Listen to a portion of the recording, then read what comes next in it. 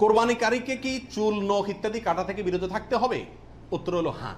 নবী আলাইহিস সালাম বলেছেন, মান আরাদা আন ইউদাহিয়া, যে ব্যক্তি কোরবানি করার ইচ্ছা রাখে, পোষণ করে, ফালা ইয়াখুয মিন শা'রিহি ওয়া আযফারিহি শাইআ, সেই জন্য তার নখ, চুল ইত্যাদি কোনো কিছুতে হাত না দেয়।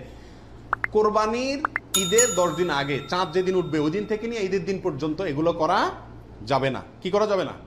চুল, নখ ইত্যাদি কাটা যাবে না, কাটবে না কোরবানিকারী ব্যক্তি।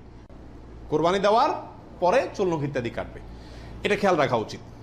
37 নম্বর প্রশ্ন হলো, কোরবানিকারী ব্যক্তি এই 10 দিন দাড়ি শেভ করতে পারবে কিনা?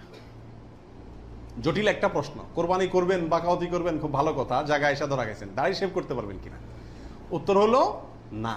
দাড়ি তো কোরবানি করলেও শেভ করা যাবে না, না করলেও শেভ করা যাবে না, এটা তো সর্বাবস্থায় চাঁচা হারাম। সেক্ষেত্রে কোরবানির এই সিজনগুলোতে এসে গুরুত্বটা আরো বাড়ে। একে তো এমনি হারাম, আবার কোরবানি করছেন সেজন্য নবী সাল্লাল্লাহু আলাইহি ওয়াসাল্লাম বলছেন আপনি যেন না ধরেন, এগুলোতে হাত না দেন। তাহলে কোরবানি করার যদি ইচ্ছা থাকে, আল্লাহকে সন্তুষ্ট করতে আসলেই মনে চান, তাহলে এই 10 দিন দাঁড়িয়ে কি করতে পারবেন না? শেভ দিতে পারবেন না। খোঁচা খোঁচা দাঁড়িয়ে নিয়ে কি করতে হবে? মসজিদে যেতে হবে। কোরবানি দেওয়া শেষ, এবার কি করতে পারবেন? দাঁড়িয়ে শেভ করতে পারবেন না, তাও যাবে না। আল্লাহ আমাদের বোঝার তৌফিক দান করুন।